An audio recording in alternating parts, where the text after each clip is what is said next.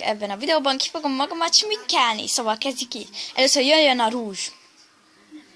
Nagyon szépen magamra rakom, de szépen áll rajtam. Oké, most kiválasztom a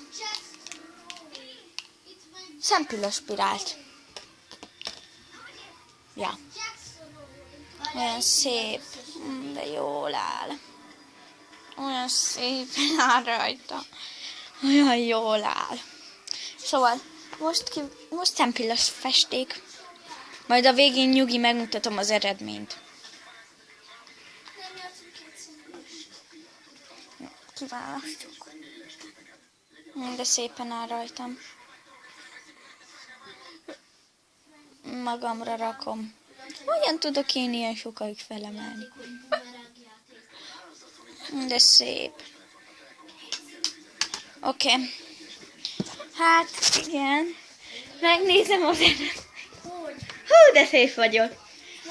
Na gyerekek, itt az igazság lényege. Ezt a Robi festette rám. Úgyhogy ott volt a hátam mögött, és nekem hátul volt a két kezem. Ennyi lett volna ez a videó, sziasztok!